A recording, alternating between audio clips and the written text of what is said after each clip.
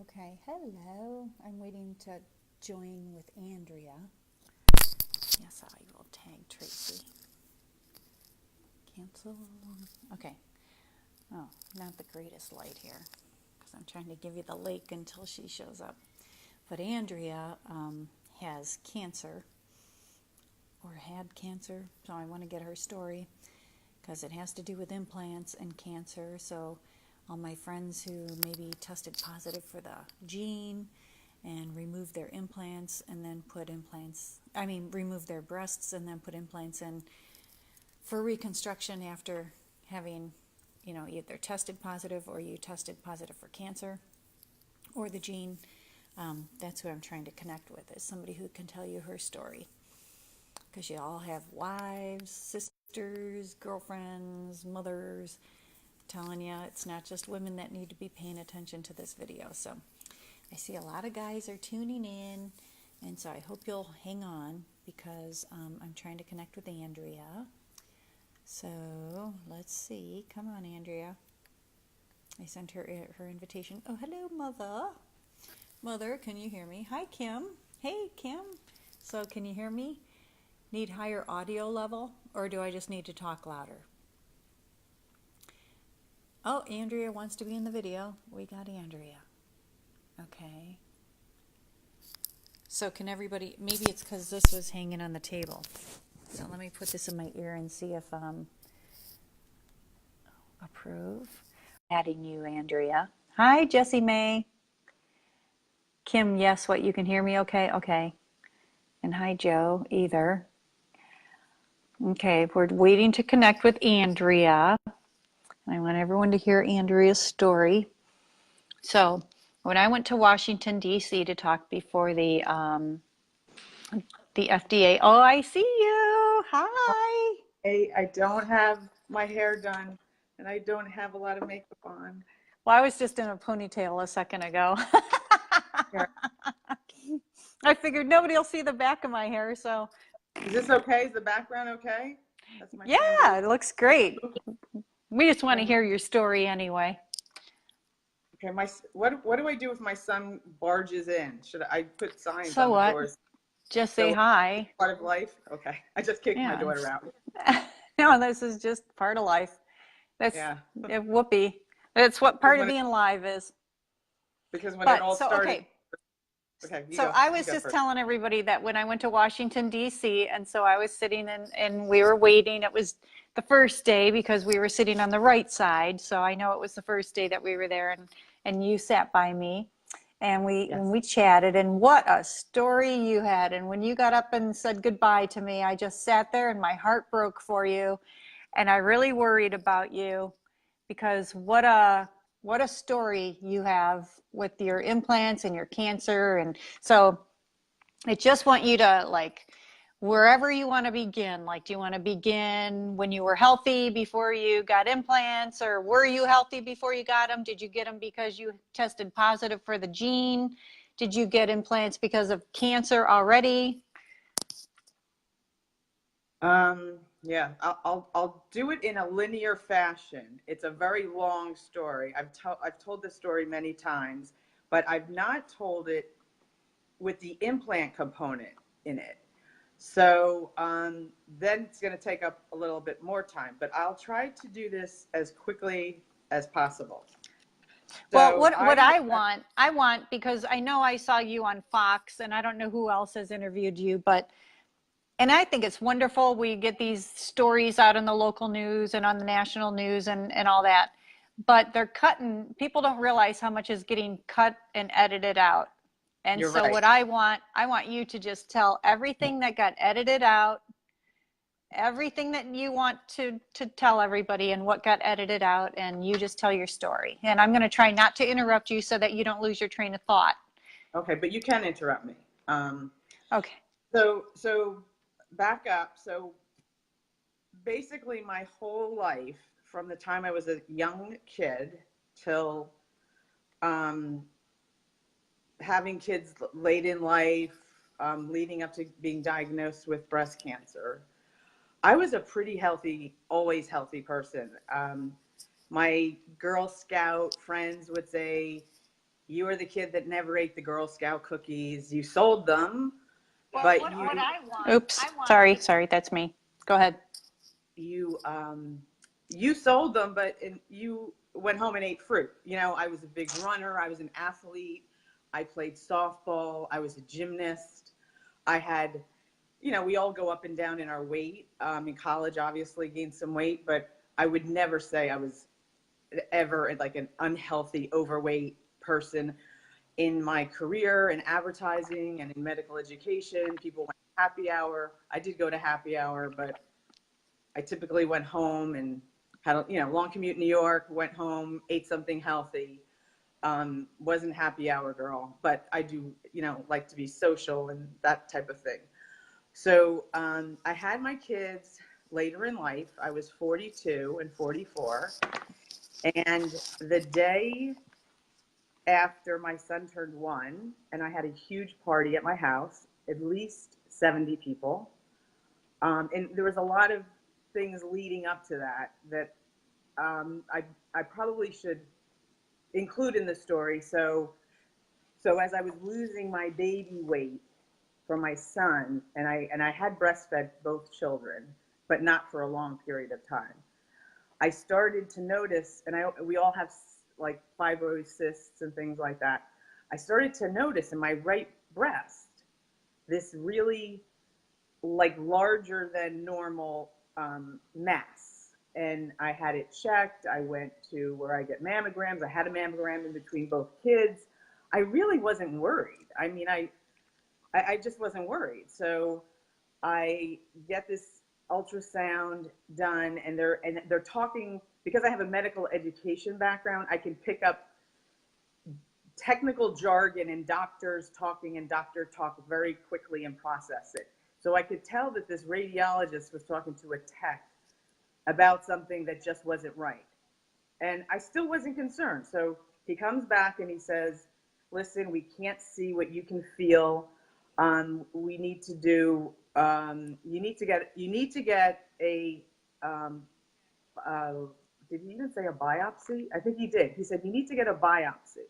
And I'm like, a biopsy? What? So I'm like, this is serious. So I'm going about my business. I'm picking my kids up, my daughter up from preschool, and I'm driving around, and now I'm getting the numbers of these doctors to call for this biopsy. Now it's December, and I'm getting on the phone with these doctors, and they're not going to be able to see me until March. So having done a little work in oncology in leukemias and the lymphoma areas, I figured that, this seems urgent. So I called a few other doctors. Nothing's, I couldn't believe that there wasn't a doctor in my plan that was out of that network hospital that could see me that quickly. So I, in turn, did a little more research and got an appointment in January, saw a doctor. They decided to do an MRI versus the biopsy first. And they got the results of that. And then that was the day after my son's birthday party, this doctor calls me to tell me, and I'm in the store with my 2 kids, that I have I have cancer. Like, I have breast cancer, and it's bad. There's a lot of it. Like, it's everywhere. She used words like diffuse. It possibly could be in both. So then that would put you at stage 4. And I'm like, what? I'm like in shock. So how I got through, I semi-finished shopping. I had to check out, drive home. I'm still in shock, and deal with my kids, feed them dinner, go about the night. And I remember telling my husband, I think, this doctor says I have breast cancer. It's like really bad. And he was almost like in shock too. Like, well, wait till you do this biopsy. I had to have a biopsy. Wait till we get the results of that. So the next day I go in to this breast surgeon. She does the biopsy. And I guess within an hour or so, or the next day, I forget the details, but I was diet, and it goes to an oncologist. So there's now more people involved. So I basically was diagnosed right off the bat with stage 3, locally advanced. Here's my locally advanced. Here, I got a binder. Stage 3A, locally advanced, TAN2A-MO.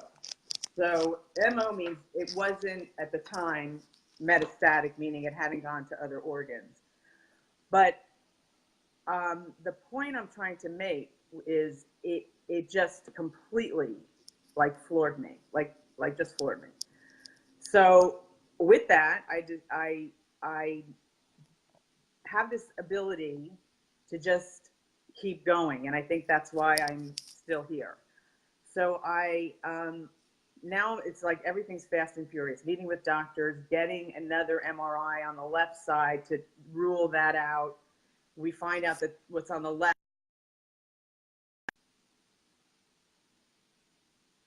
it's intense. So the oncologist that got involved out of a regional center suggested I do neoadjuvant therapy, which means you do chemo first, then you do surgery, and then you do radiation. And being that I was in medical education, I could just pick up the phone, call some of my medical director people I worked with to make sure that the drugs I was getting were right, the staging was right. I mean, everything, if you look at NCCN guidelines, the way I was treated was absolutely the way you would when you look at traditional medicine. So I started on Taxotere, carboplatin, and Taxotere, and Herceptin. I was HER2 positive, which at that time, I didn't know much about Herceptin or that whole receptor. But now looking back, I'm probably lucky that I was HER2 positive. There's something about Herceptin and the way it works when you are HER2 positive that in other women that have breast cancer that are ER, PR, HER2 negative, the outcome sometimes is a little bit different and tricky. But had I been diagnosed with this 10 years ago or 15 years ago, there was no Herceptin. So I would have been a goner. And the gentleman that developed Herceptin, and I can't remember his name, but just Google him. It starts with an S, and there was an amazing book about him, movie. He's out of UCLA, and he was just brilliant researcher. Here comes. Is that one of your kids? Hi, honey, I'm home. This is the son that was one. Here, say hi to. You're on live Facebook. This was the son that was one when I was first diagnosed with breast cancer. Oh my gosh! Hi. 13. I met your mom in Washington D.C. He's a good egg. We're gonna keep him. Okay, so go get something to eat. And Charlotte.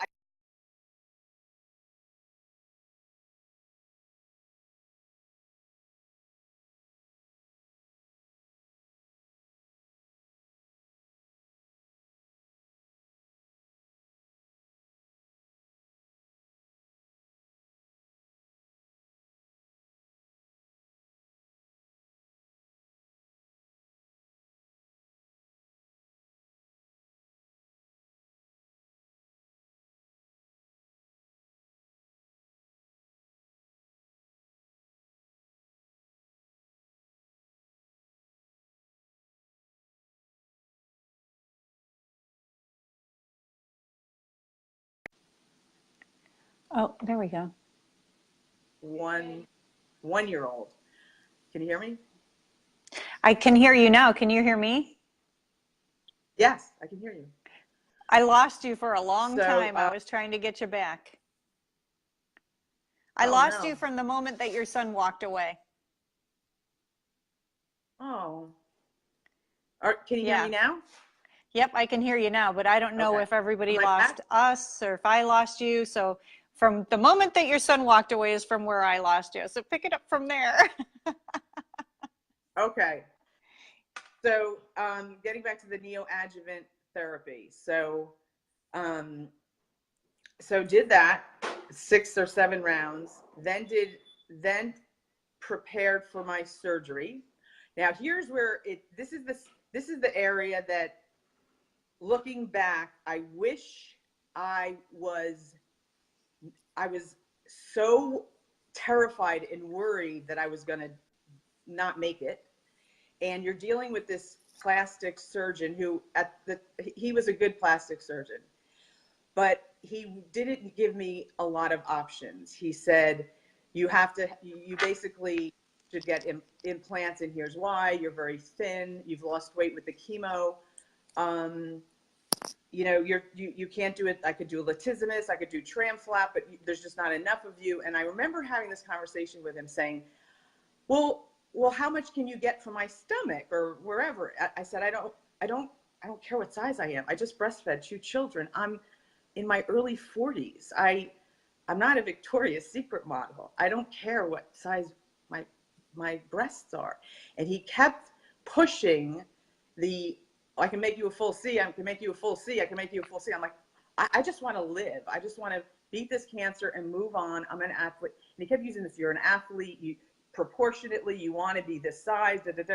And I never had someone with me at that appointment taking notes. Those were the appointments I would just bring one of my kids with and not kind of be paying attention, not thinking straight. I did go into New York and saw another not a plastic surgeon, but an oncologist. They gave me advice on how to do the reconstruction. I think her husband was a plastic surgeon. And she was the one that said to me, being that you didn't have cancer in the left, I would keep that. And then what I would do is a tram flap. You'll be smaller, but at least you have your own skin and your own, what's part of you. That would be a better option than the implants. And the expense of that and the travel into the city, and it just was a whirlwind. So I wasn't like on it the way I should have been, but logistically, I just don't know how I would have been able to do that. So I went ahead, and this is the problem with the breast cancer and the implants you're sort of stuck in this team between, there's the oncologist, he's writing your chemo. Then there's the breast surgeon, the oncology surgeon, they're doing the bilateral mastectomy. Okay, they're taking the cancer out of you. And then who comes in during that surgery is the plastic surgeon. And they're all coordinating this very tightly, and it's usually at the same center. And it's almost like you can't come in and say, I don't want it like that. I want this doctor at this center with this oncologist with this breast reconstructive person. It doesn't work like that. You're kind of stuck in this mold. So I went with what was laid out for me. I had bilateral mastectomy, and then I had a reconstruction with expanders, and I did not know what expanders were. I didn't know that they stretch your skin to the point of absolute pain. I remember driving to a 4th of July event after my surgery, and I was in so much pain. It was horrible. So I had the expanders put in, but what I never really fully understood or realized, and my breast surgeon did say things like this. He did say they don't last forever. They are like tires. You may need to take them out at some point. And he also said your radiated side is going to get worse. And I'm like, well, then why am I getting them? Like, is there a different way to do this? Why would you put an expander in and radiate someone? And it didn't make any sense to me. But I guess that's the protocol, and that's what they do. So I got the expanders in, and then I started my rounds of radiation in July, 25 rounds of radiation to the right chest wall. So at the end of my chemo, honestly, I was depressed. I couldn't walk. I used to see my neighbors. I'd wave sitting on my porch. I just couldn't. It was hard for me to function. Now I'm a high functioning, high energy, like you, Tracy, type A, energetic person. I felt like after the last chemo, I was dying. Then I have the surgery. I had a lot of help, all my college friends and a lot of my family. My sister-in-law came in from California. My niece came in from California. I had like 24/7 help. And then I had to hire like a nanny to help me with my kids. My husband worked in New York. So I get through the surgery. Now I'm doing the rounds of radiation. And it was okay, but by August, I couldn't even drive to the center, which was close to my house. And I was just so fatigued. So think about it. Now what I know, the combination of chemo, surgery, and radiation it's a recipe for disaster, like to almost kill you. So here I am laying on the radiation table. I'm getting cooked with radiation, and I have expanders in. I don't need to say anymore. So I had to wait a year to get reconstruction, and during that time, you know, my surgeon he was out of network, and there was a lot of financial challenges, and I almost jumped ship and went to another surgeon, but he felt like, no, I started this, stay with me. So I stayed with him. I had reconstruction in 2008. It was okay, but I still was recovering from this cancer and chemo, the whole cancer situation.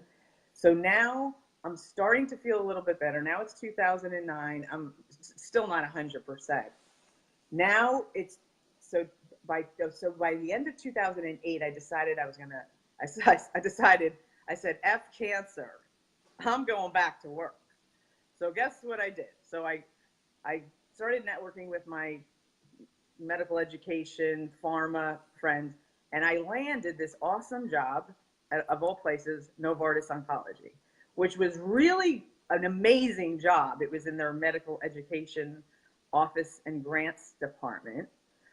But on the other hand, here I was just beating cancer, immersed in a cancer world. So these grant requisitions are coming in, grant requests from big centers like MD Anderson and Sloan. And I mean, it was in such interesting work. But now I'm reading the agenda and I'm looking what they're proposing, and I'm like, oh, I wasn't treated like that. I'm looking at the Dana-Farber agenda.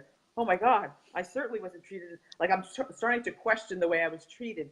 And while it was a great experience, it was really hard. I'd be in meetings hearing these discussions about the proliferation of the cancer, the K1, blah, blah, blah.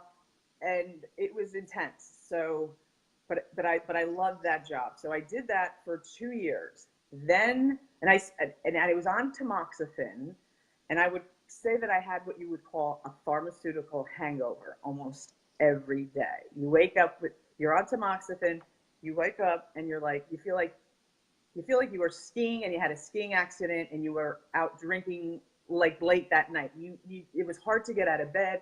I had a couple of these episodes like blackouts. Then I switched to Femara. I was on Femara for a while because I was postmenopausal. I remember blacking out and then having almost like an MS episode in my bathroom. And I only would say MS because I worked in multiple sclerosis for several years. Never linking any of this back to possibly an implant or combination of being post-cancer implant. So now it's 2010. I still would get my markers tested, and I started feeling this like peppery kind of feeling. I would say peppery because other women would use that reference. This peppery, kind of painful sensation in my clavicle, in my chest wall. And I was like, I wonder what that is. So I think I may have had a PET scan, but it was going to cost like $4,000. I was going to cost $4,000. And I was like, maybe there's a different diagnostic test. I didn't do a CAT scan, but I was getting followed with my CEA. That was the one number that would always rise. So I guess now I was switching jobs. So the Novartis job, I was a contractor. So that came to an end. And then I was starting another job at Ogilvy Common Health, which is a big healthcare agency.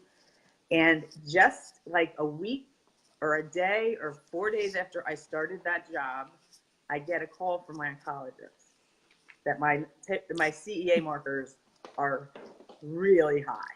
They're like in the 20s. And I'm like, oh my God, what does that mean? He's like, that doesn't, I don't know. This doesn't look good. So I go back in, I get I'm gonna have to put this in my phone. Charges. Sorry, just give me a second. I get another. I'm sorry. CEA. I'm getting my battery because I keep getting alerts that my battery's dying. So I'm getting my little Yeah, backup me too. battery. So Sorry, that's can you why hear I'm me? up and moving. Yep, I Okay. can hear you. So I'm gonna fast forward. So now I um I get another round of they test again for the CEA marker, and it's confirmed that something's up. So now I have to go in and have a oh wait, I back up. I did a PET scan. They said now you need to do the PET scan. Do a PET scan. My whole chest wall lights up. My thoracic, my lymph nodes in my thoracic area light up. So this isn't looking good. So now they do. Now I'm new at my job, full blown. Yeah, I'm like that's good meetings. timing. I'm like on team chemistry. I'm working with all these people from J&J. I mean, this is like a big job. So now I'm sitting in this conference room and I'm getting ready to go to my biopsy. So I bone biopsy. So I leave there. My dear friend Valerie meets me. We are holding hands. I mean, it was hard. Could you imagine scraping bone, scraping bone? So they do the biopsy, get the results. It's confirmed. I have metastatic breast cancer in the bone, in the lymph nodes. It's different. It's not the same breast cancer that I had the first time in 2007. Now it's 2010. It's morphed. It's a little different. And that's what, cancer does this. Cancer can kind of be very creative and figure out like a different pathway, a different way of, I guess, I hear that this happens. But what I will tell you was that summer into that fall with other things going on in my life, I was under a ton of stress and probably breeding inflammation, and cancer was just like, we can grow here. So hold on one second. Sorry about that. I heard my cat like meowing loud. You hear a cat? Yeah, meowing? I hear it. Hey, Eric. Very Eric, can you take care of that cat? Do something. She's stuck in a cat. cupboard. Oh, she's outside. I'll let her in. Oh, she wants in? She was outside. Yeah, she's an indoor cat, but we let her out. She needs air. So anyway, so now I'm dealing with this, and I have this new job, and I have to start a different type of chemo. So I realized this, and this is when like Elizabeth Edwards dies. So I'm like, oh, this is great. I'm like screwed. So I somehow, some way find the perseverance, the energy, the whatever you need to keep it going. And I will say, and I don't know if I should mention his name or not mention his name, but a dear friend who I almost worked with years ago that I now kind of work with. Like, I'm an advocate in cancer. He's the CEO of a big agency called Guidemark, but he was a kind of a big wig. He was the head of oncology at Ogilvy. And when he learned the truth about me, he was like, oh my God, we got to get you into Sloan. I mean, he was like hustling. He was calling people. He sits on the board of cancer care. I mean, he was tremendous, as he always is with people that get diagnosed, especially his friends. So Michael stepped to the plate and helped me in a huge way. And I just kept, I had to tell my bosses. I worked 3 days a week. I worked from home one day. I did my chemo, I think, on Thursdays, so I could just get that Friday and then rest into the weekend. So I went back on Herceptin, Navalbine, and I think there was another one I was on steroids. And then Amoxi for pre-meds. But it was horrible. I mean, it was horrible. It was a blur. My kids were young.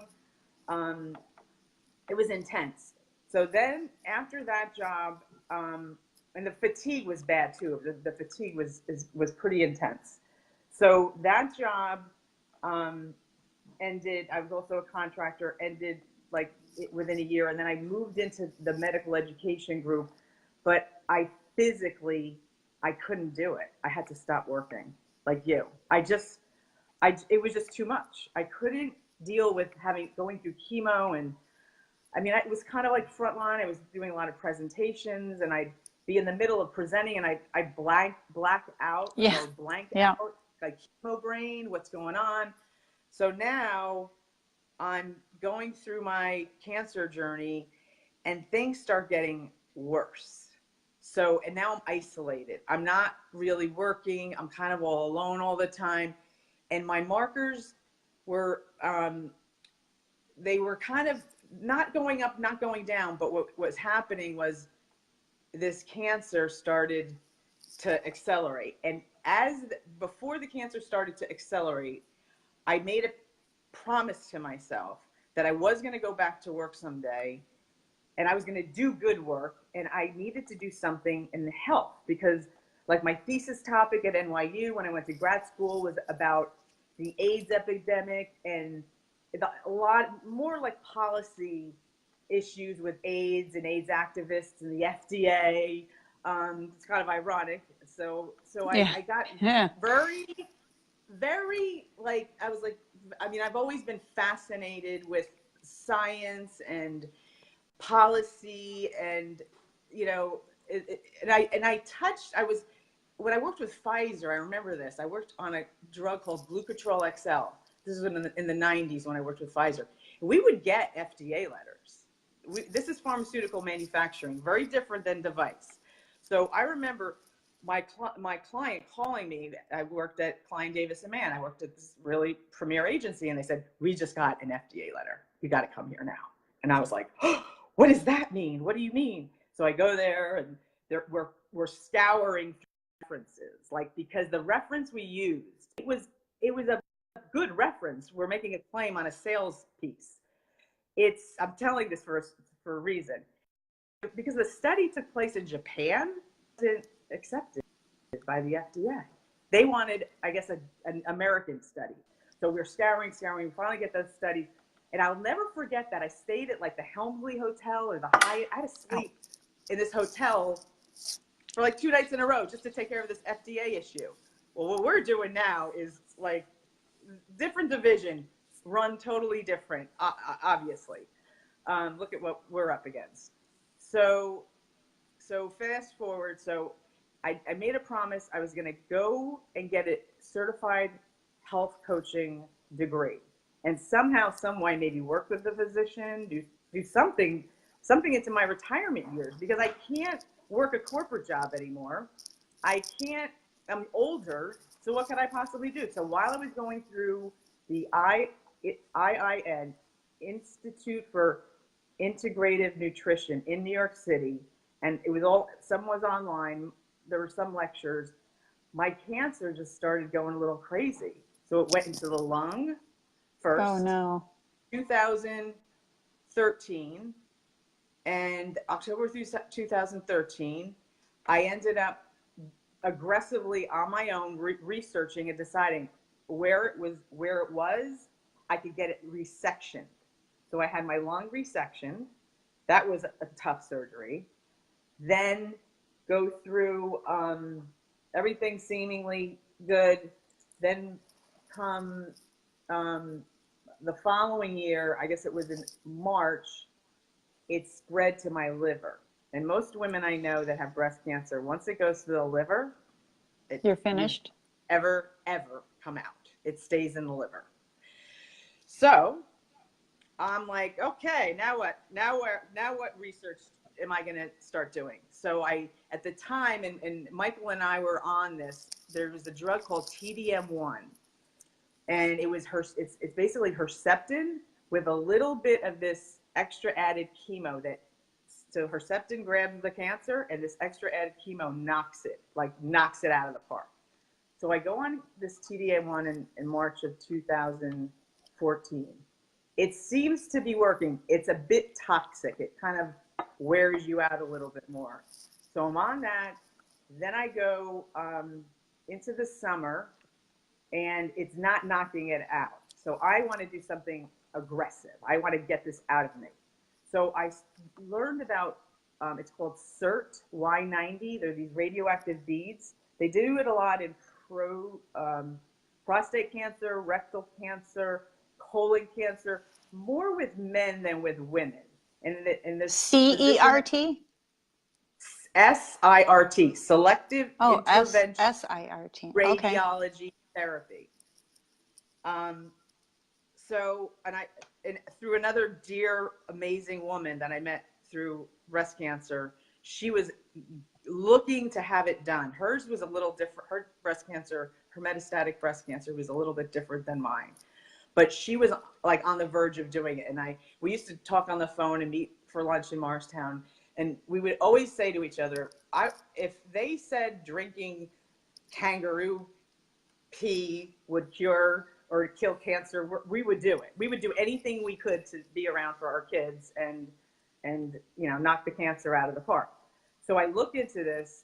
This doctor was a little bit on the ego side, having worked with doctors. He was at Sloan, really intense Greek guy, but he was good. So I go through the whole getting ready to do this in 2014, October 2014. So they do a simulation first. It's almost like surgery. So they simulate where the cancer is in your liver. Then they have to figure out, these beads come over, they're radioactive. They got to put them in right away. So you take them out of the box. It's not like you can wait a couple of days. It has to be done within like 6 hours. Seconds. So your windows are hours. like, talk about the stress of this, right? So I'm getting ready to do this, and I get this. We do this surgery, or they go in through your groin. It gets done, and then within a month, I start feeling horrible, like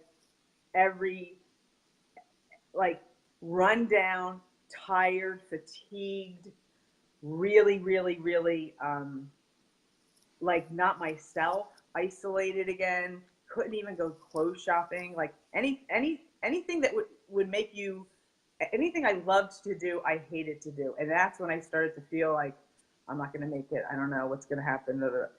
Like, how am I going to get through this? So while this is all going on, I've developed a rash on my leg that I don't realize it's like sepsis. It's like a really bad skin rash. It's a bacterial infection. So what happened was, where they went in, it was like a cork. It popped out, and now my whole right leg is red. So I have to be admitted to the hospital, go through the highest possible doses of antibiotics, go through that, get through that. And then when it came time, I guess I was getting CAT scans. This thing seems to be shrinking. Now we're into June. I'm responding, shrinking. So this was the summer of, now it's 2015. That summer, and I don't know if it was the cancer, the implants, and the CERT, but the combination of what was going on in my body was horrible. And I had like you were saying, you had like suicidal thoughts. I was like, I have cancer. I don't know if is it worth it? Like, how am I going to go on? It was horrible. I remember being on vacation and just not really enjoying myself. So now we're going into the fall, and I'm still not working, like semi-working. And now it's October. We're getting, they're doing another round of like seeing how it shrunk. And it's November, and I find that I go back to this doctor to have a sit down with him, and they don't tell you this on the phone. They just wait till you get there. That it was shrinking so all this stuff was going on the right side. Get it? The right side was radiated. The cancer was on the right side. It was, so the right side where the cancer was shrinking, but what was growing right underneath my heart in the tiniest little sliver of your liver was a massive 7.5 tumor that they just caught like in November. Oh So my I'm like, gosh. yeah, oh my God. So I fell off the table. I couldn't deal with this. And I asked, can we do the CERT again? And that doctor, after drinking like 5 cups of espresso, was like, no, no. And he's telling me why. And I'm like, well, I need to do something. And I said, what are my options? And he went through this embolism, this type of embolism where I'd have to be in the hospital for like 2 weeks.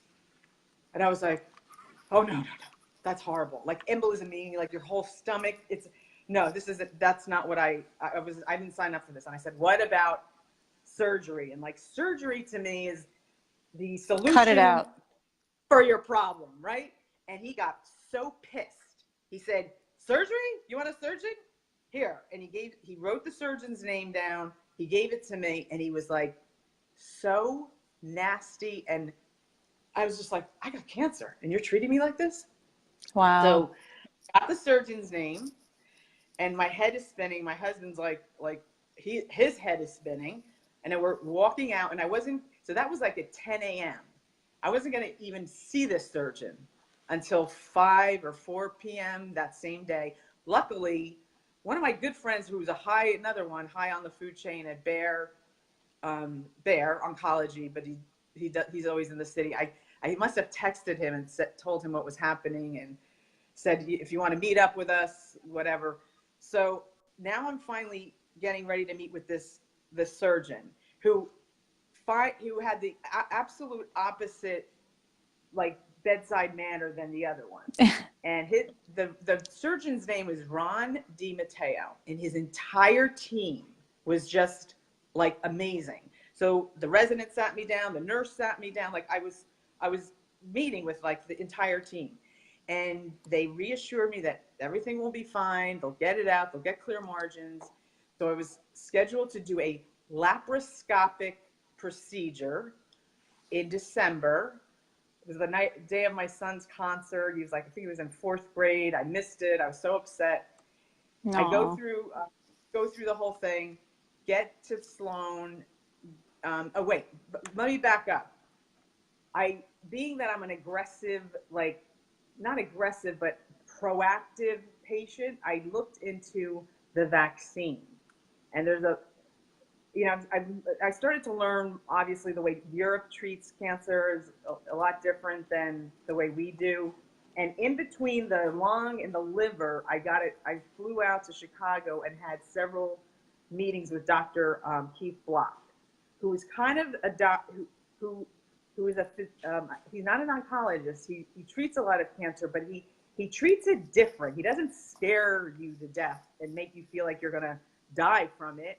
He kind of gives you hope and the fact that you could maybe beat it. Like it's hard to beat stage 4, but there are people that have it like a little bit of disease in different bones, different areas, and they live a totally normal, healthy life.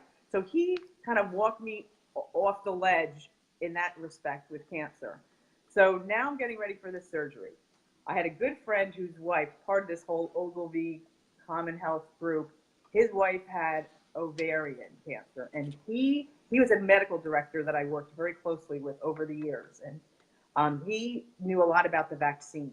So there's a place in Germany called Unifontis. Google them. It's kind of how we should be treating cancer here. It's like a pharmaceutical company, but a university in one.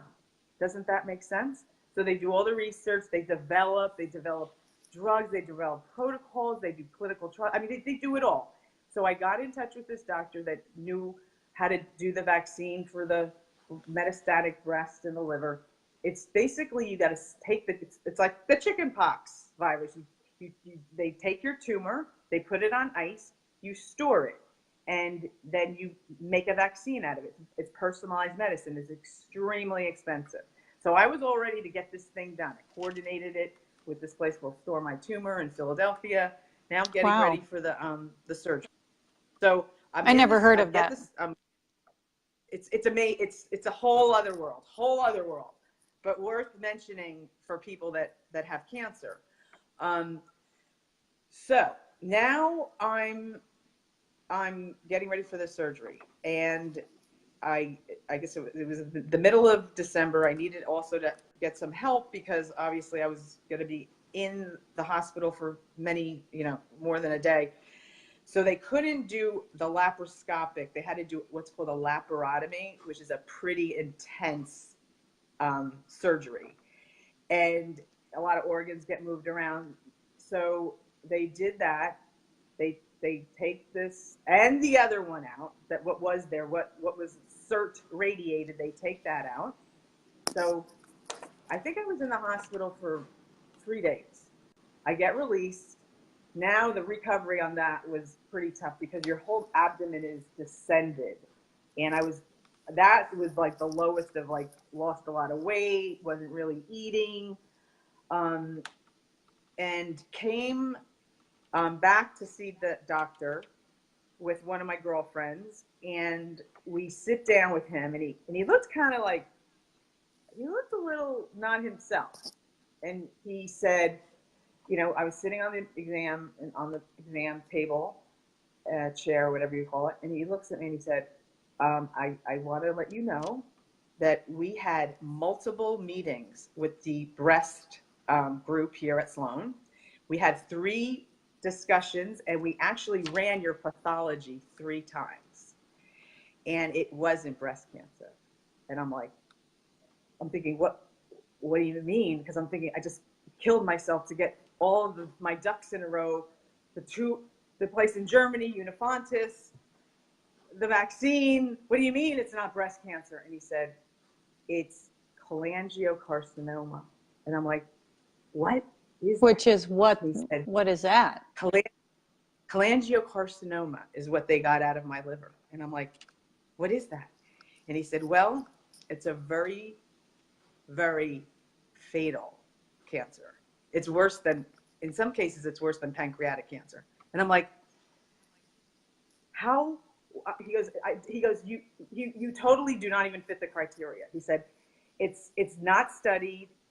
They're usually men in their late 70s get it, like CLL. A lot of older men get CLL. He goes, no, it's not a cancer we ever see in healthy young women like you.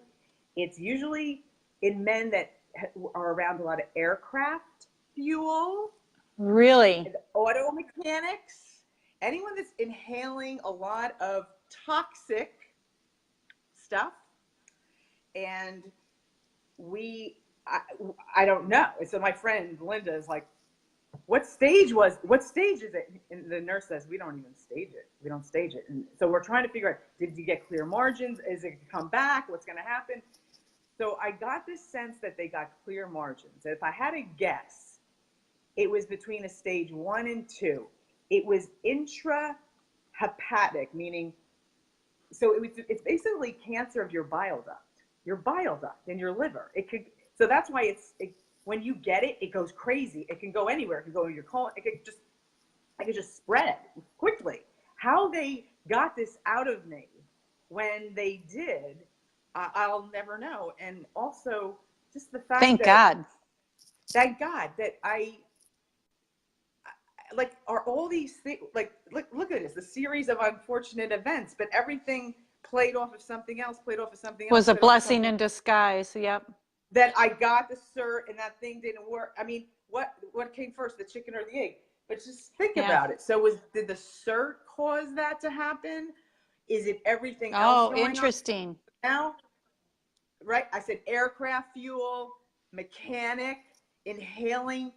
He said, were you ever around like a lot of paint thinner? And I said, well, when I went to art school, I went to Parsons School of Design. I took a couple silk screening classes. I painted, but I was never in an environment that was like, I'm inhaling, bad air. No, I've never, ever. So now that's when, I had my health coaching degree. coached a couple of people, but I wasn't like doing it full blast. And I made a promise to myself. I have to spend the next couple of years reversing this, like making my cell turnover better. Like look at the AIDS model, making my immune system as powerful as it possibly could be to fight cancer. Because believe me, chemo and radiation aren't going to kill the cancer, right? You need an immune system plus like a targeted therapy to kill the cancer. So that's what I worked on with those from 2016 into 17 into 18, really honing in on, and I was already doing the vitamin C drip, got into more Reiki, doing more yoga, more hot yoga, did a lot, some other alternative type treatments. And honestly, I think I tricked my body. I tricked it. I shifted over. So all while my marker, and I stayed on Kadcyla and Herceptin. So I was doing Kadcyla, Herceptin intervals. And that was another challenge to work with my oncologist to say, listen, the Kadcyla is killing me. I need a break. So can we do one round of Kadcyla, a round of Herceptin, 3 weeks in the middle? And it was like, they're like going like, the insurance isn't going to cover this. Insurance isn't going to cover that. I'm like, I don't care about insurance. Let's figure this out. I'm the patient. I need to be alive for a long time. So I finally got that in the works. And then my markers were coming down, like they were at a good number. Like my CEA was around, I don't know, in the 2, like low, like 3, 5, but I always still had this, any PET scan that was ever done, this would light up on the PET scan. And I still was being followed by the oncologist that would treat the cholangiocarcinoma. And then here's another little quagmire. My oncologist, after this, learning about this cholangiocarcinoma, he wanted to slam me, and I mean literally slam me with 2 chemo drugs that are very, very toxic. And if I said, yes, I'll go on those, I don't think I'd be here right now doing this Facebook Live. It was Gemstar and the old version of carboplatin, which is cisplatin. They use it a lot in like lung cancers, but the thought of having to go on that, and I wouldn't be able to substitute teach. I wouldn't be able to be in an airport. It would have been horrible. I pushed him back and I said, I am not going on that. I want another option. And you look like all of a sudden you look like you're in witness protection. Like all I'm seeing is a black shadow. So it looks, here, let me put the lights on. You know what? I think we're going to have you're going to have to put lights or something on, because all of a sudden you became a shadow. I didn't want to interrupt you, but. No, you're right. Here, this is better. Whoop. Wait. We'll see. You might have to move your camera up a little more eye level. We'll see. I don't know. Let's see when you sit back down. Can you raise your camera a little more eye level? There you go. There you are. Hi. That's better. Good? Yep. Is that chandelier kind of annoying? No, you look like you have a halo behind you. It's kind of like, halo. Yeah. Hello. You're looking at the best mom balloon here. Get this out of the way. I have a fruit fly flying around me right now. Doesn't it figure? It's every time though. Damn flies. All right, so now I'm drinking celery juice. Ooh, yum. So look what I'm drinking. This is my new place, R3 Lab cryotherapy, an infrared sauna. But it's like, I get my vitamin C drip and they give you this water, but then they also have a sister like satellite that does the cryotherapy and infrared. So in what city is that? That's New York though. You're New York, right? No, this is in New Jersey. This is New Jersey. This is in Madison, New Jersey. I'm giving them a little plug. I wish they were over by me. I'd drink them. It's good stuff. All right, so now, where was I? So now you've got turnover, alternative.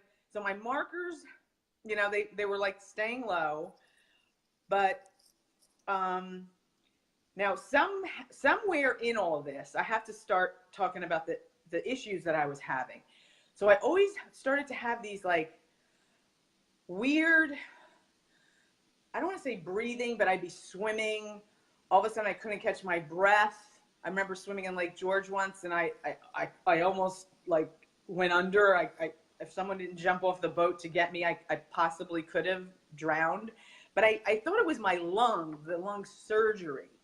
I wasn't connecting this whole implant pushing against your lung. So going back as far back as say 2016, I knew something wasn't right on this side, specifically the right side. And I started to get these like sharp pains in my, like your cleavage area, sharp pains underneath.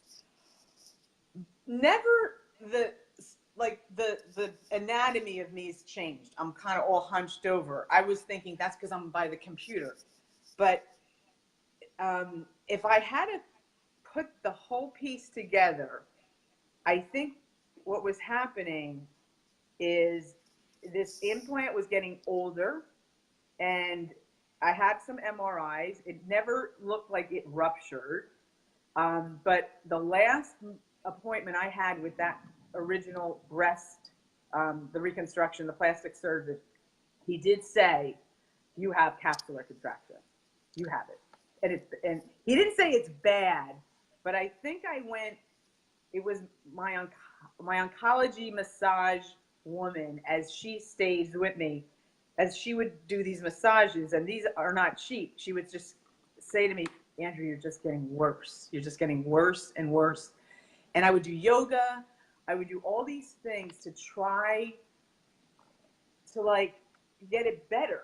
And you could only open up so much, but then you're all back to that point again. So I guess my main point is I knew something was wrong. I couldn't really act on it when I wanted to because I was dealing with cancer. So I had to put the implant thing on the back burner. And I luckily got to know a woman that went to IIN. She's a health coach in, I think, Maryland. And we just started like dialoguing last year. And I think a friend of mine, I texted her. First it was with Tiffany, and I said, tell me a little bit more about what you've gone through. And she was very open about her explanting, when it happened, how much better she felt. And she was doing some of sort of what you're doing, but she did it she wasn't interviewing anyone. She just did these live videos. And it just opened this whole world up to me that I didn't even know existed. And she said, listen, there's this Facebook group called Healing by Nicole, Breast Implant Illness. And I signed up for it. I got approved right away. And that's when the membership was, I don't know, 40,000, right? 30? You okay? I know. I'm still on live. So that was, so I started to ask, questions, and I would, and I said to Tiffany, how many of this group, how many women have had, been through breast cancer? And I would dabble into it, but I wasn't like full on into it. I had too many other things going on. And then it wasn't until this whole, I think I got online with the reporter, that whole group that was doing the investigation on the FDA. I somehow got into that group, and then lo and behold, I got somehow into the group that was going to the FDA. And then I just started dialoguing with Jamie and the rest of them. And I cannot tell you how glad I am that I went, because I didn't present. It was an eye opener for me. It was an eye opener, and just being part of I've learned so much about this from all of you, the women running this initiative. So have I. This movement is unreal. It's powerful. And yeah, I've learned a lot too. Yeah, and I cannot thank all of the women that are doing big stuff, big stuff. So what I decided when I came back, I was texting and getting in touch with my friend who's the reporter, and she jumped on it. I mean, women and health issues that's her, her bailiwick. She loves that. And I think if she could do more, she would, but it's Fox News and they don't like to report on health. They want to just talk about politics. So, but I've branched out and I've reached out to like a lot of my healthcare people that I know could possibly get some trial work going, because I think this is what I think, and this is just a hypothesis. And I gave this data to one of the women, I think her name is Christine Alva, that presented. So I look at all my breast cancer people that were either stage 2 or stage 3 like me. Then they get these implants. Then it's a matter of one of them, it took like in 2 years, she had infections, she had lung issues. What was it? They all say she had a very aggressive form of the cancer. Very aggressive. It was everywhere. So my thing is, and I took a number, so I would say of the 10 or 8 that were part of this group, say 6 of them, and it may not be the right number, 6 that had implants died. They're now no longer here. Okay? So what is it? Is the implant impacting your immune system? I think so. Allowing the cancer to fester, which I think in the case of me, it could be true, because when I talked to Tiffany, the woman that was the first person that introduced me to the Healing by Nicole, I said, well, then why am I doing so well? Why am I doing okay? Why am I not as sick? Because I don't have, not to minimize what I have, I have the fatigue, I have the brain fog, I have some neuro, like joint things. I have the biggest thing for me is my eyes. My eye vision decline is not because I'm looking at a computer or an iPhone or a mold. It's declined like to the point where if I'm chopping an onion and I'm a big foodie and I cook a lot, and this is when I realized something's wrong with my eyes. I can't see the onion I'm chopping, or I'm driving on 202 and there's a man getting his mail and it's just dusk and I can't even see it. Like there are things that my vision is impacted. So now these implants are over 10 years. I should have gotten them out, 2 years ago, but I was doing other things. And I believe, and we'll know more when this comes out, that what came first, the chicken or the egg? Are these implants for women that have breast cancer, are they fracturing your immune system to the point where it allows the cancer to just kind of go in the lung and stay in the lung, or go in the liver, or I know, but they were all soggy. Just make those thin ones. I threw my daughter's French fries out. Uh-oh. I was doing one of the refrigerator clean things, I know. I'm sorry. And I just saw them. I'm like, they're soggy. I'm throwing them out. Just make new ones. I'm just going to eat this bread. So anyway, I would rather I'd rather have you see my new kitchen, but I'm glad I'm this way, because then you see all the action back there. The French fries. I do feel like they mess with our immune systems. Yeah. I do feel like they mess with our immune systems. And then I also think that a lot of the reasons that there's, they say there's a small percent of us that are getting sick. I think there's a small percent that aren't getting sick, that are not. We're just not getting reported to anybody is the problem. Yeah. But I do think they slowly chip away at our immune systems and we just don't know it. So I have friends who have them and they're not sick yet. Yeah. Or are they? Right. I do think it's messing with their immune system, and it's coming, and hell's coming with it. That's how I feel about them. I think they're just ticking time bombs, but that's just my opinion. Yeah. And I agree. you. I mean, when I see these posts, these women say, I have lines on my nails, I have this, and then I'll look at my nails and I'm like, oh, I always thought it was from the Herceptin. Like, I always go back to the chemo. Oh, my split, like my skin, I get cracks, but maybe it's both. But if Right. it is, why did I have to get implants? I didn't want them. Now I have to have this surgery that's going to put me $10,000 out, right? Yep. And a lot of money. And I went back, remember, this is worth sharing. So the woman that I ran into, this is interesting. I ran into her again at a soccer meeting. And is this the one from talked. DC? Yeah. And she wanted to know like what was going on with me. And I told her, and she said, if you don't get through the warranty department, email me. If you don't hear back from them, email me. And I did. And I emailed her. And then she sent the thread,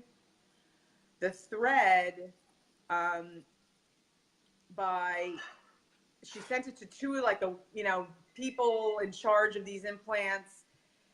And she's kind of out of it because she's in media. She's in media. She's not this isn't her area. But I do want to kind of commend her for taking it like that. Yeah, because it's pretty brave.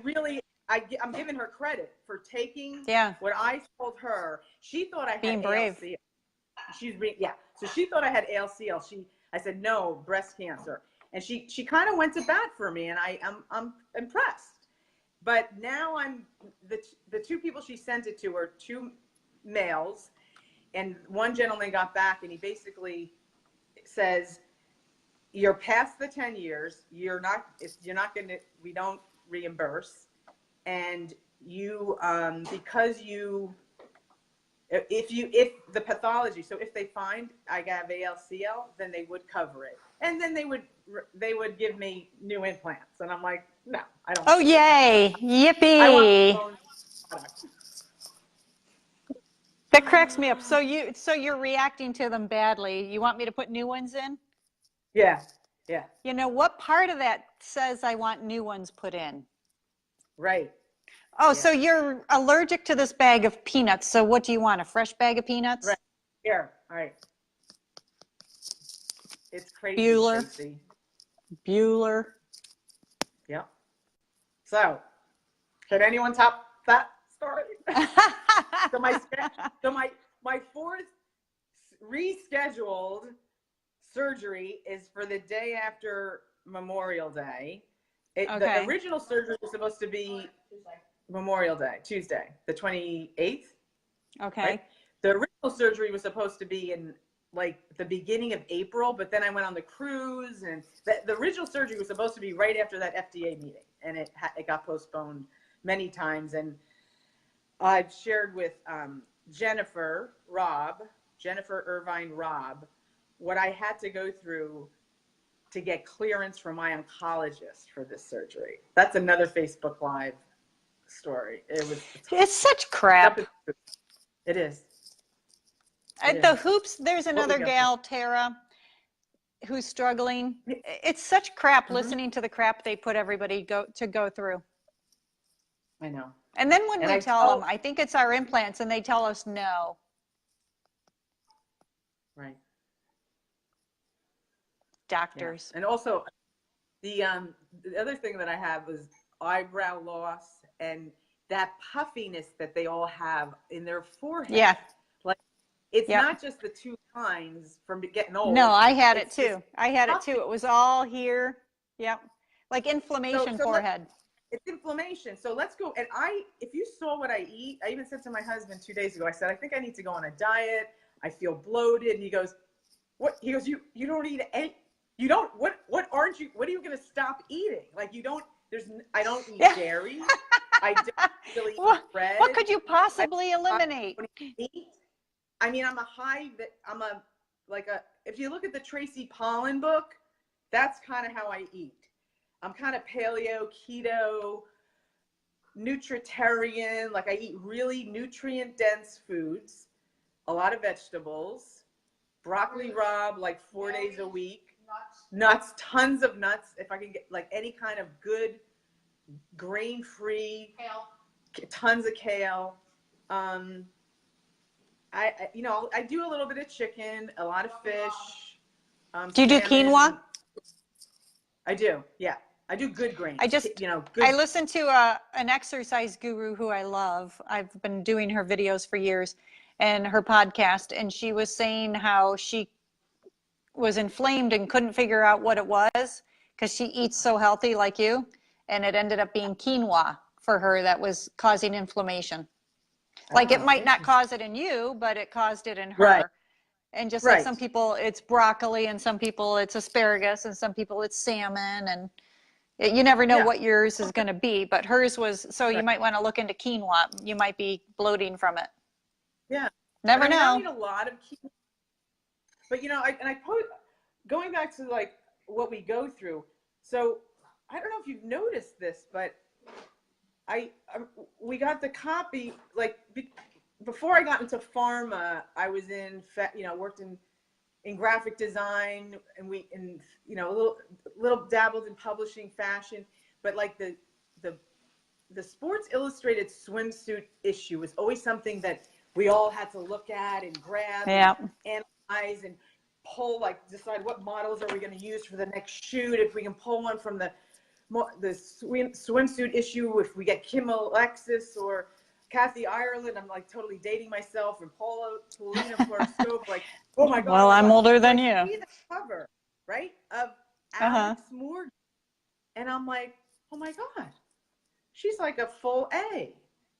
Wow. And I put it all together. Like, she was a soccer player. I didn't realize they were doing the soccer team. And I was like so impressed that Sports Illustrated put an athletic woman who doesn't have big boobs. She's like a nice size. And she physically, her stomach, she is so cut. She's cut like Tracy Anderson method cut, right? Her body is just amazing. And I was like, oh my God. I want to, channel her. But we've all been through way too much at these things haven't been tested. We know that. They have not been tested. Right. They came out of well, that's another thing. They just approve them, and then they make it living hell for us to get them removed. Right. The FDA approves them with no proof that they're safe, but then for us to get them removed, they put us through the ringer. They're going to make it. I mean, this has been decades they've known about this. I'm going to get on the phone again. I'm going to really try. I'm going to push them. I mean, my plastic surgeon, Constance Chen, which is another thing. It took me 2 years to find her. I mean, I wasn't going to go to just anyone. I didn't go back to my original. He would just have done it in his office. And I'm like, you're not even going to go to Morristown Medical Center to do it? You're going to do it in your office? An N block? A X block? Yeah. I'm like, no. I'd rather hop in a plane, go to Costa Rica like you did, or see Dr. Sean in Laguna Cliffs, right? Laguna Beach. But so it took me through that woman, Tiffany. I found a Dr. Bunowitz. He was out of Philly or PA, and he believes in BII. But the problem with him was he didn't take insurance. Then I found another one. He was in Livingston or Short Hills and the city. And he basically said to me after I met with him, he thought all these women with BII, they're all cuckoo. Oh, I'm sure. Oh, yeah, that's the problem. Like, they all label us crazy. Right. I said, I'm done with you. See ya. So then I just went. Up your jumper, pal. Yeah. So through our group, I said, I'm going to a woman, and I can't remember who it was, but she highly recommended Constance Chen. Then I went online, I read her whole her whole CV, and I was and met with her last December, and I was like, she's the one. I'm going with her. Good. She listened. She knew. She's a microsurgeon, so she knew. Like, I could take a little fat from your legs. She couldn't take it from my stomach because when I had my kids, I had C-section, and something weird happens with your lower abdomen, so I can't do that pull-up tram thing. But I'm fine. I'm like, just make me, proportionate, and I'll. What's a pull-up tram thing? Oh, the lift. So they take Yeah, your yeah. stomach and they just kind of pull it up, flap. And most of the women I know that had breast cancer that had the tram flap, they never progressed to metastatic. I knew a woman that was stage 3B, like, pretty aggressive like mine, and she's fine. Yeah. So there's something to be said. So your new surgery is the day after Memorial Day. I'm excited for you. I'm kind of detoxing, but like I bought some honey. I mean, I know what to do. But I'm not going to go totally crazy. And I'm hopeful that it's a success. Yeah, My me platelets too. are low. But that was a concern, and that's why I had to jump through hoops last Thursday to Friday. It was a little crazy. But yeah, we'll get you there. Yeah. Well, I'm glad. I was so glad when I met you in Washington, D.C. I felt so lucky that you sat next to me, because when you got up and left, I just felt so lucky that I got to spend so much time with you and talk to you. Oh, so I'm glad feel the same. And I stepped out of my comfort zone, because I remember walking into that hotel, and when sometimes it's like not 6 degrees of separation, but like the journey, what is it called? The journey of life or whatever. What is it? Like a little birdie was telling me, go over to those women in the back where that bar area is. They're all giggling and laughing. They sound like they're a lot of fun. So then I went back. That was us. I said, hi, are you the advocates? And then I met you, and I met Annette, and I think Laura, and I can't remember who else was back there. Oh, Maria, I think Maria was there. But it was great, and I'm glad I met all of you. And I'm going to do what I can while I feel like I'm really in this, but I got to watch it too because of my health. So yeah, I'm going to do what I can and get my word out. I've already got, like, with my friend Diane doing that piece. I think that was a good thing, a good. Oh yeah, I thought it was wonderful. Public service message, right? And she did a great job, and what she wrote, I thought, was very, very, very well written. I'm just going to keep doing my cancer advocacy and hopefully we're going to get somewhere. I have a crying baby. Oh, what are you crying? Oh, where'd she go? Hold on. There's one sleeping. I don't think you can see her. Anyway, meow, meow, cry, cry. Oh, those are your kitties? Yes, so she's crying. She wants out. It's like 80 degrees out today, so they want out. Huh? Oh, I still need to get your glasses. Oh, I know, my Gucci's. Remember the glasses? I got them at Visions of Canada, and they're Gucci's. I love them. And because of the price difference for us Americans. Yeah. But I love them because I have astigmatism. So. Yeah, so do I. I have everything going bad with my eyes. But I also have another favorite pair that I got at Arlington Optical in Columbus. So if you wanted to stay in the States, they're also awesome too. Arlington Optical, my friends own them. There's like 3 shops. Oh, cool. I have my cute little tortoise frames. You'll see either these or my tortoise frames. I got the tortoise ones from them. The tortoise are from Arlington. Okay. Bye. By the way, I followed him on Facebook. Bye. My daughter's following me on Facebook. She says Facebook's for old people. I know, that's what my son's like. You guys ruined Facebook. We did. I'm sure we did. Yeah. We're ruining Instagram and stuff, and we just ruin everything for them. Whatever we can do to ruin it for you. So I hope I did it the way you wanted me to. No, I just wanted you to tell your story and tell everything that you wanted to get out. And then we'll try to, all right. And then we'll be praying for you on the 28th, right? 7th, 28th? 28th, yeah. And will you do a post, like a before and after? Yeah, let's do it. Well, let's reconnect after your What up? surgery and see how you're feeling. Yeah. Yeah. That's what I want to do. mean, I wanted to get you before, and then I also want to get you yeah, after. And yeah. then a 'Cause couple post-ops. Yeah, Because I've the had things, breathing thing, like yesterday. You say that again? the breathing went away immediately for me. My head ringing took 4 months. My sleeping has been like a roller coaster. Now I'm sleeping like a rock again. But Okay. next week, that could all fly out the window. So that's been kind of doing that. Kind of up But and down. for the most part, everything's gone. The only thing that remains is some night sweats, and even those have calmed down. Like I Okay. don't hardly sweat at all. Yeah, So, I just thought that was like menopause. but I'm or 54. I'm 54, so it's, you Yeah. know, that's to be expected. So, Right. You just don't know what's what, but I think yeah, that I know. it could be exact, right? But I recovered pretty darn fast. But I really, after talking to all you women, I wasn't as sick as a lot of you women. So that's why I bounced back so far. So you know, these women, I know somebody right now who just got explanted, I think 2 weeks ago, almost 2 weeks Okay. ago, and she's not bouncing back as fast as I No. did. But I went to hyperbaric chambers every day. Right. I, I had the vitamin C. I just, I think the hyperbaric really helped me It did. recover. Yeah, I did. And your vitamin C. And I I think did that vitamin makes a big C. difference.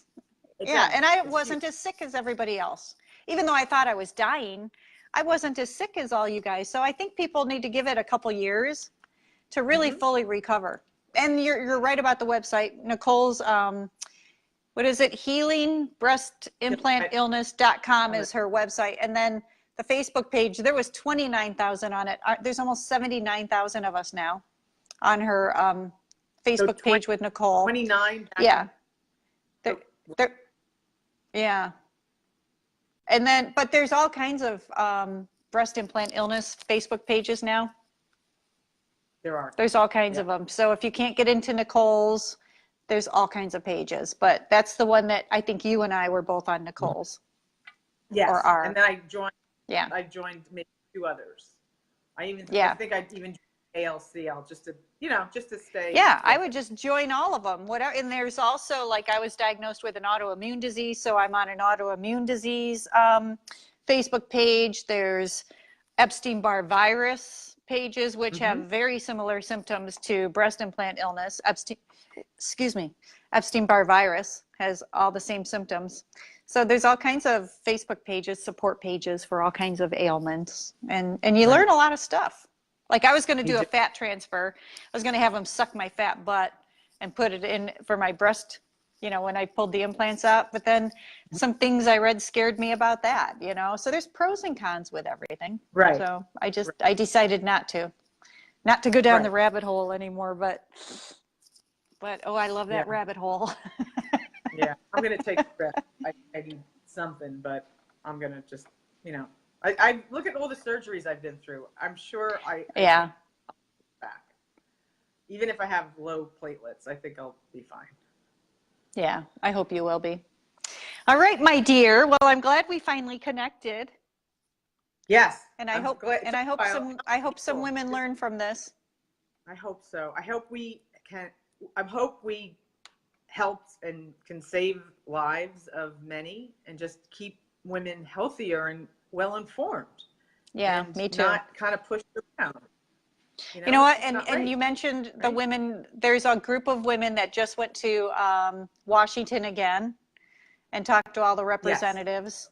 So there's a group of women that are doing that. There's a group of women that are doing this. There's a group doing that. There's a group doing this. And so we all just are doing what we can do to spread the word. Yep. We are. So hopefully I'm glad I met you. I wish you all the best. Thank you. And I will catch up. I'm sure I'll be talking to you before and after, but we will definitely catch up on another Facebook Live after your surgery and see how you're doing. We'll do several of them. Okay. And see how you're doing. Thank All right. you. All right. Bye. Love you. Bye. Love you. Hi to your kids. Bye.